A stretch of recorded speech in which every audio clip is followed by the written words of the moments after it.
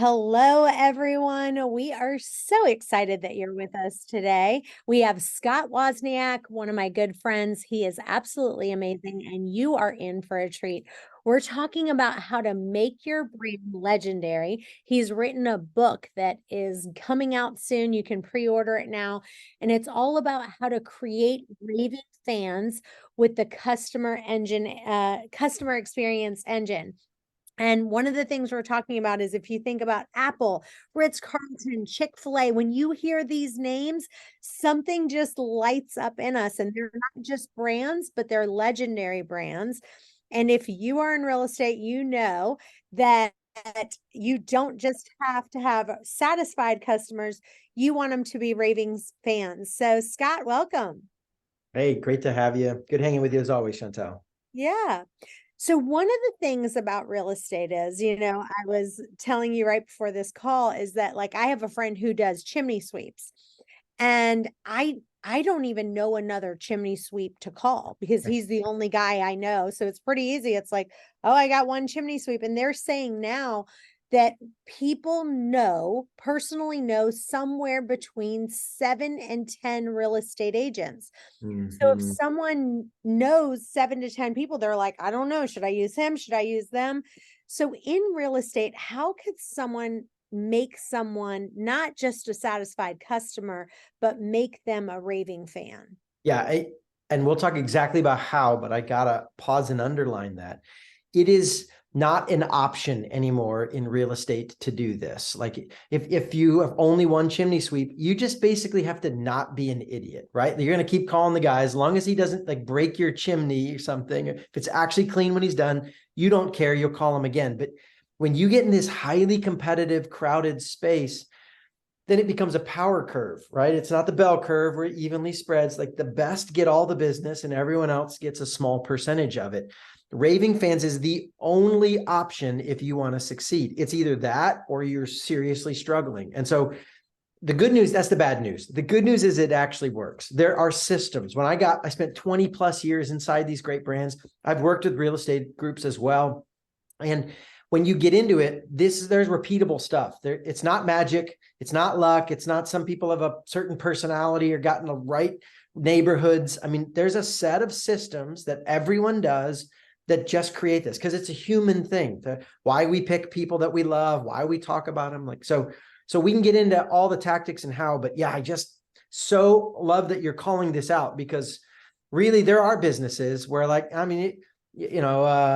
certain trash picker-uppers, right? Folks who come by and do all the sanitation work, they have a contract for the neighborhood. They just have to not be an idiot and not lose the contract. That's not how the game works for us in real estate. You're either raving fans or you're struggling. So we've got to figure this out. I love that. Well, one of the things that I've said to people before, like I'd say, let me ask you, I know that you were working with another agent. You've now moved over to start working with our company. What made you leave your last agent? And inevitably they'd say something like, well, I was working with an agent and I told her specifically, I don't want a house with a pool. And inevitably, she just kept sending me houses with a pool. And I told her, I didn't want to do that. I don't want a pool. I don't want to take care of it. And every other house she sent me had a pool. And I felt like she wasn't listening to me. Yeah. So we have this engine you talked about, the customer experience engine, a little diagram we drew. And the fuel feeding in the engine, we call customer insight. And I run across a lot of folks who have good customer data, but not customer insight. They know the facts, right? They know the budget and the features of the house and the geographical zones and blah, blah, blah. But they don't know why. Like, why don't they want a pool? Is it because of cleaning? Is it because they have a toddler and they're worried about safety? And like, do you know why they came to this zone? And it's the stories, it's the insight, not just the data, that feed the rest of the whole experience. And if you skip this and assume, no, we've got a program and we always tailor the program exactly right, you miss stuff. So I used to be one of the leaders at Chick-fil-A corporate headquarters. And so I'll give you a couple of fun Chick-fil-A examples because I think sometimes going outside, it helps. And it brings it back in for us. So Chick-fil-A, we talk about two customers. They both come every Monday. They both order the number one, two women. They're both 47 years old, right? They both live in the same neighborhood. They both have 2.3 kids. I mean, statistically, these are the same women. You have all the data. But if you get to the insight level and you understand why they're coming, you learn that the first one we call Soccer Mom Sarah.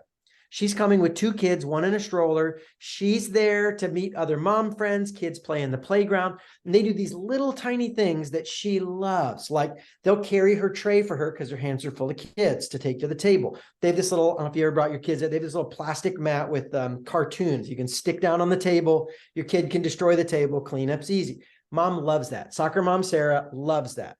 Well, the other gal who's the same age and buys the same meal every Monday, she's business owner Beth. And what she's there for is to get a break from the pressure of the office. She wants a little oasis of quiet. She does not want you to put a plastic mat in front of her with cartoons on it. And so this one last level of like, they both have the same buying purchase behavior. They're both the same age. They both have 2 kids. One of them brings them, one of them doesn't. Do you know why they're looking for this or that? And it allows you to do all these little operational things. And it's not that expensive. It's a series of questions. Like how do you get this insight? You ask a couple more questions. Now, what I actually recommend though, if you want to get really tactical, I love to get into the tactics.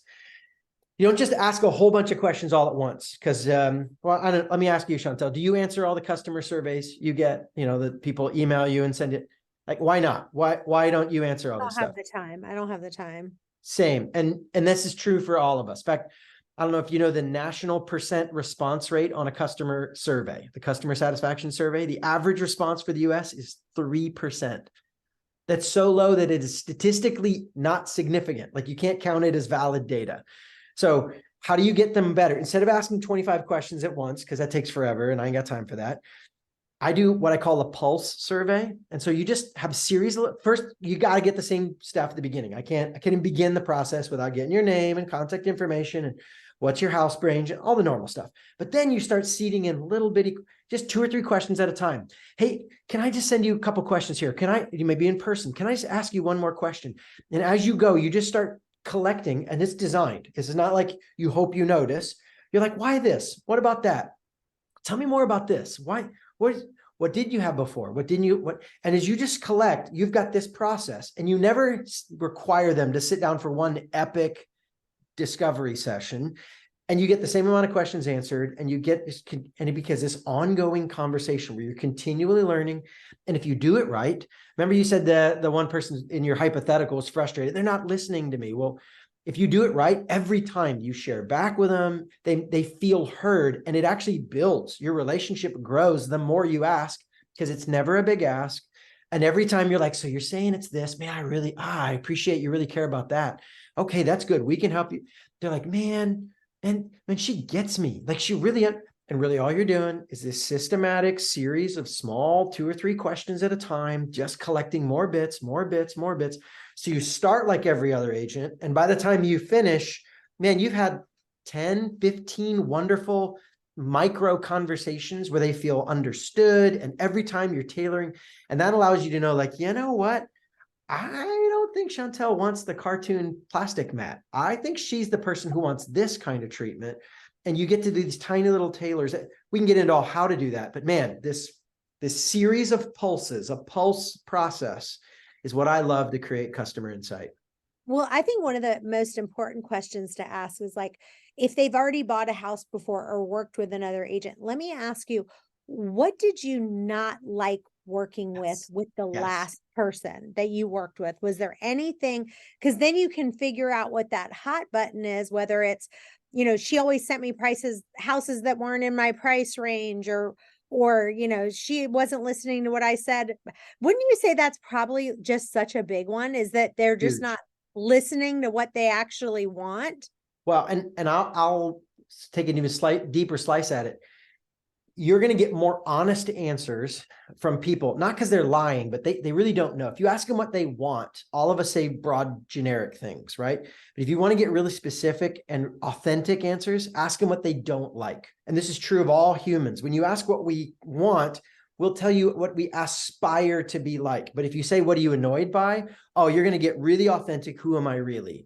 And so if you want to get to know, is like, man, what annoyed you the most? What didn't work? Where were the problems? And then people like to vent and complain, and you're getting really reliable information by asking that. I think another thing is a lot of agents, like they'll just say, like someone will say, I'm looking for something between 400 and 450 or something like that. Sure. And they tell you all the specifics, but they just like throw out like 50 houses to them instead of like, hey, take a look at these two, because that's just too overwhelming for the customer. Yeah. They're like, well, you're now sending me 50 houses that match my criteria, or 100 houses. Now I need to go through, instead of them taking the time and going, okay, let me narrow this down. Yeah. I And then handpicked 5 houses that I think you might like. Tell me how I could change this or make it better. And this is a great opportunity to have another one of those insight conversations. You don't just say, I like, I don't like. Say, what don't you like about this one? What bothered you about this one? And you take all these notes like, oh, okay. So open kitchen is a really big deal to you. You didn't like how closed this kitchen feels. I understand. And so then you come back to them with another set of houses that reflect what they just told you. Every one of them is an open kitchen. And you're like, now tell me what you don't like about. And again, maybe they find a winner and they're like, that's the one. But if they don't, really dig into what they don't like, and that'll reveal to you a lot of what they do want in a house. I want to tell you, one of the reasons why I joined and I just love Canzel is that I can get 100% commission, I get revenue share, and I get stock. I am making thousands of dollars every single month in revenue share and stocks. And I now don't have to work nights and weekends on real estate anymore. You know, I've actually never been to a real estate agent's retirement party, and I want to be the first one that people are coming to at a young age. And I want to share with you some of my favorite resources. So if you go to joincanzel.com/free, there's a couple that I want you to download. One is a 20 free lead generating PDF. It's going to help you generate leads for free that you can download, as well as there's one on how to double your business. I don't want you to miss it. Go download it today. joincanzel.com/free. Let's talk about hiring team members, because I think right now, a lot of people are saying, oh, I'm stressed. I've got so much going on. I need to hire some team members on my plate. Even new real estate agents that, Sure. some of our folks are older, and they need to start getting younger teammates in there. And so, because they're like, I'm not going to show houses on nights and weekends anymore, and I need to start building a younger team, which is great, but they're not doing that. So talk about kind of some of the tips on where to go to even hire these people, really practical, and also some of the questions you need to ask to go, is this a person I really want on my team or not? Yeah, I love that you're asking about this, because probably there's a bunch of things that have to stack to kind of create raving fans, right? There's no one magic bullet, but in that stack, maybe the single biggest piece is the hiring. If you get A+ people who are the right people in the right seats and they're set up, like, they will win. Listen, if you have to pick, you guys have a great set of systems. I know a bit about, you and I have talked about what you're doing. I love the systems and the support stuff. That matters. It really does. But if I had to pick between like A+ players and an A+ system, I would rather have A+ players, because they'll make up a system. Now, A+ players in an A+ system, they outperform everyone, but I don't know about you. I've stuck I've stuck C+ players in a good system. And let's just say I've been impressed with how diligent they are trying to avoid doing their job. Like, for the love, put half that effort into your job. So selection is the first upstream piece that everything else assumes you have the right people. Now, again, it's not by itself enough to be great, but without it, I don't know that you can. So hugely important, and getting harder. Again, I think 5 years ago when I was talking about this, I was like, oh man, it's the hardest it's ever been to hire great talent. The market's now I'm like, those were the good old days. It is brutally difficult to select the right people, which only makes it that much more valuable as a competitive advantage. The people who figure out how to get good people win. Especially in your setup. You've already got the great system. You've already got the tools in the environment. Like, that's already solved for them. And the biggest single lever that your teams have is making sure they put the right people in. So huge passion of mine. How? Well, I look for 3 C's, character, chemistry, and competence. Character, like, what kind of person are they? And I don't just mean a generically nice person, good integrity, like, duh. That's table stakes. I don't know anybody who's like, I love liars, right? Cheaters are the best. Like, no, everybody wants honest, good, nice, hardworking people. But there's also like this last layer of, call it almost personality type, more values and passions. Do they actually care about this stuff? Do they care about helping people? If they're running your office, do they have a passion for details and systems and organization? If not, I don't care how nice of a person they are. Right? Listen, I am not a good office manager. I value details getting done, and I'm terrible at actually being the one to execute that. I have a whole team that makes sure I don't drop balls because I get excited about the ideas and then I miss a detail. So you don't want me in that role, right? There's some roles I'm great for, and there's some roles I'm not. And so do you know my passions, my gifts, which assumes you know what you're looking for in a role. And then you have to have a way of asking about that. Most people are crossing their fingers and being like, I had a good feel about her. Like, she had good specific questions. So let's talk about details. I'd say, tell me a time when you walked into an unorganized situation. How did you feel? How did you handle it? And what you're looking for is someone who gets excited about the chaos and says, I want to put all, and maybe a little bit annoyed, right? Like, I don't like it disorganized. And then like, here's the tools I used and I really got to organize it. So now we're talking. And this is key. You want to ask historical based questions. Tell me about a time when is going to get you honest answers. So I know, Chantel, we've talked about kids. We both have families. And if you ask me how I'm going to treat my children when it's bedtime and they go, I don't know about your kids. Maybe Kyle loves to go to bed. My kids hate bedtime, fight it like it's the end of their lives every day. They're night owls like me. So it's my fault. I really can't complain too badly, but getting them to dadgum go to sleep is so difficult. And so if you ask me how I'm going to handle it, how do you like to handle? I'm going to tell you, I'm going to be patient and kind and firm, but fair, right? If you ask me how I did handle it this past weekend when my son would not go to bed, like snuck out of bed again. And I'm like, for the love, I didn't like lose my cool, but it was more difficult than I would like it to be for me to stay calm. And so historical answers are much more honest than what I want to do, who I'm going to be is always awesome. And the red flag you're looking for is vague answers. If you're like, I'm really good with him. Like, no, tell me what you said. Tell me how you said it. How did he handle it? What did that feel like for you? And if they can't get specific, back to my organization example, man, here's how I love dealing. Man, I've organized this and this, and I use this tool. I like that. If they're like, no, I really value organization and I always like to clean my workspace, and you're like, yeah, you got nothing else for me, then it's probably not a big deal to them. And so you could say that about, man, I love communicating with clients. I love the conversation. I love the learning.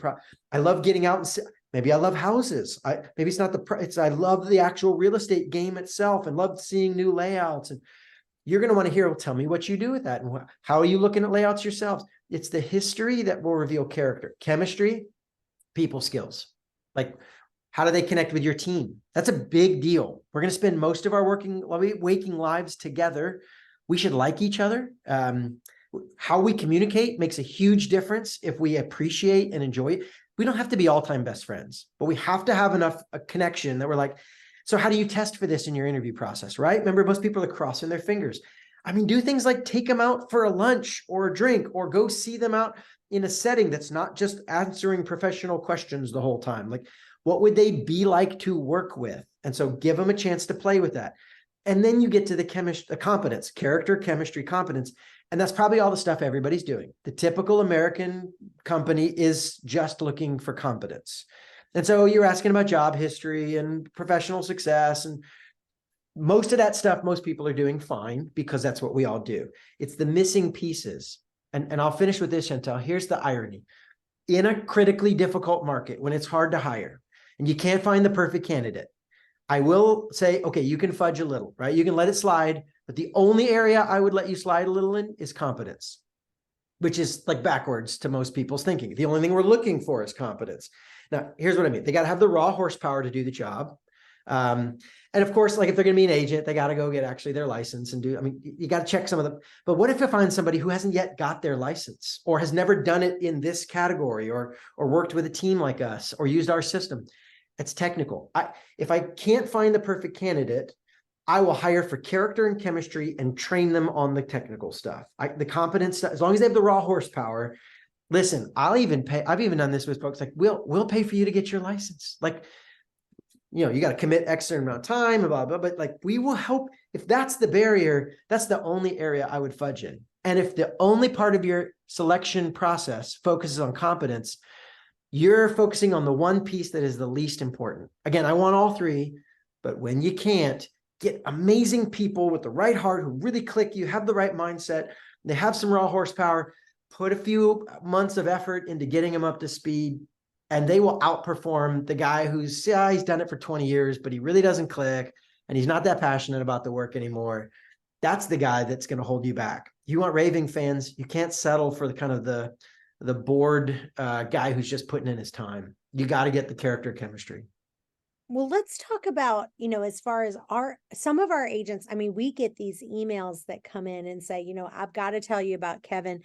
He did such an amazing job. I've got to tell you about JMac. I mean, he went over and above.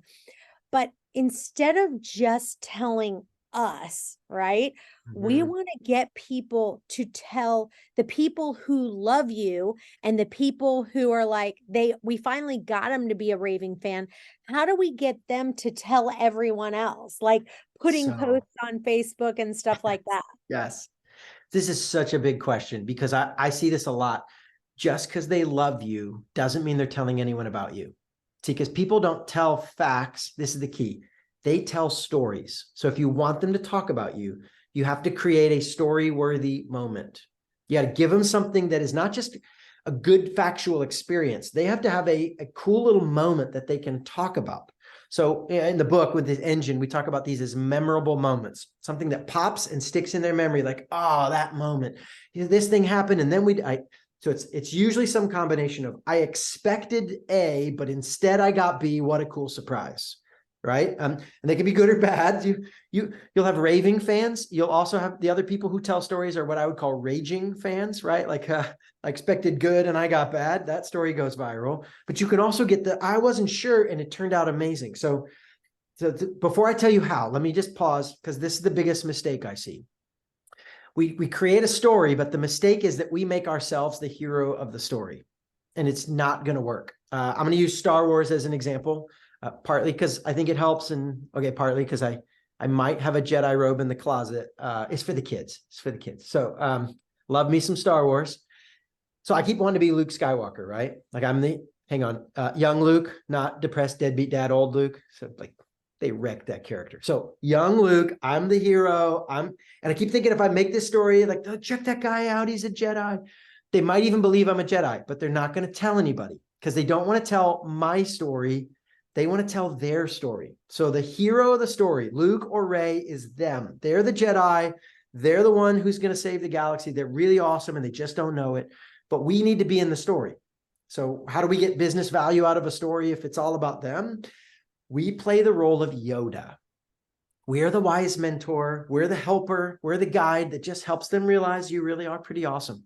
So what we do is we create these memorable moments about how awesome they are, and we're just glad we could help you. So here's some examples that fit really well for realtors. We talk about the end, when they move in. This is a huge opportunity for you to create a moment to celebrate them. So I've worked with agents who literally have bought red carpets. By the way, they're not that expensive, a couple $100, like a physical red carpet. You can put it in your trunk on a big, pipe, and you put it in and roll it out, and they walk in a red carpet, and you hand them their keys in a special little package, and you make a moment, and you're taking pictures, and you might even bring 2 or 3 folks from your team to have this little moment. And like, yes, they signed all the papers, but this is the chance. That's about you, right? That's getting your stuff done. You should do that. And then when it's all done and you don't have any more money to get from them, then you basically throw a mini party and say, and then you post on social, look how awesome these people are. Of course, you give them all those pictures. And it's like, look at this new family moving in, and you tell a little of their story, and aren't they great? And we're just so glad that we're Yoda, right? We can help them celebrate. So there's a moment there where you throw that. You might even want to come back like a month later and do like, hey, you wanted a backyard with a barbecue in it. We're going to host a party on us. Bring all your friends. We're going to talk all about how awesome you are. The party is to celebrate you. We're just going to make the housewarming party. I mean, we do this all the time, and we suggest all of our agents to do it. It's a no-brainer. I mean, we basically it's at their house. It's hosting there.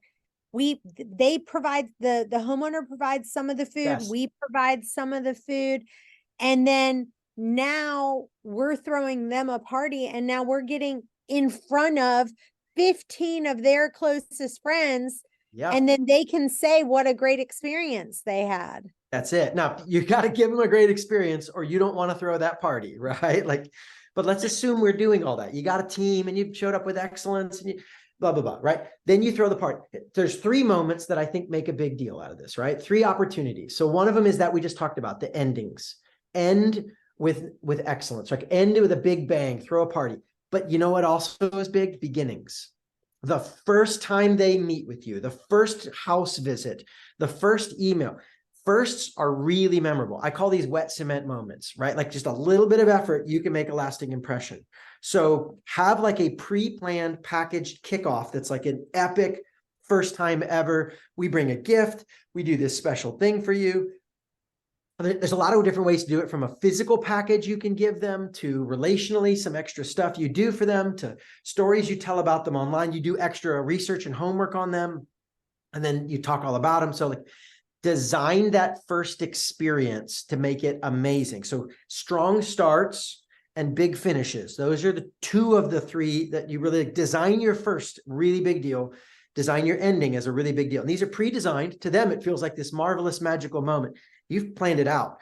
And then in the middle, create a surprise moment. Sometime they didn't expect. And this often gets much more tailored to them. This is where you want to know soccer mom Sarah versus business owner Beth. And you find a little thing you can do along the way that feels like, I see you particularly, and I'm going to do something. This is where maybe you don't give them a gift. You give a gift that's tailored for their kids, or for their parents that are going to move into the mother-in-law suite, right? Or maybe it's something tailored to their business, or a hobby that you found out they're into. And you do this personalized surprise, and you do some sort of, maybe it's you take them to a special place, or simple little things, but the message is, I see you. I get you. You matter to me. You're not just another client. Your passions, whether it's your family or your hobbies, your stuff matters to us, and we're just going to help you. And it's almost deliberately not about the house they're trying to buy. I mean, it might be semi-related, like here's a toy you can play in the backyard, but it's like, even if you don't pick a house with us, we just think this would make your life better. And it can be a physical gift, but again, it can be an experience or even just a personal note. There are a lot of ways to do this, but to start, a personal surprise and a big finish. And you can design that so that what happens is that strong start, and they're already talking to your friends. Like, you're not going to believe what, and how much money would you have to spend online to try to get the value of somebody like, would you believe I got this new agent? And guess what she just did for me? Like, he just pulled it. And then the party, and they're like, oh, this party's that. You should have seen what they gave me. They bring out the piece that you gave them or something at the party, and like, yeah, she gave me this like 2 months ago. This thing's awesome. So I love the housewarming party. I love the housewarming party. If you guys are not doing that, we have all of the tools that you could possibly need. We have like a literal checklist on how to do the housewarming party. We can send that out. We are out of time, and that was amazing. So Scott, tell listeners where they can find you, where they can follow you, and how they can pre-order your brand new book. Yeah, probably the easiest way is just to go to my website. You can see my company, my book. I've got a podcast, a newsletter, all the fun stuff. But just go to scottwozniak.com, www.scottwozniak,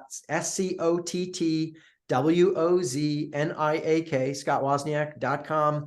And you'll see all the links to all my stuff, including pre-ordering the book, which comes out in October. So just over a month. So yeah, thanks, Chantel. Always fun hanging with you. Awesome. Well, you guys stay tuned. We've got another guest coming up right now. Thank you for listening. If you enjoyed this episode, please subscribe, leave a rating and a review so we can get this out to more agents. And tune in next week for another power-packed episode. This is the Millionaire Real Estate Podcast.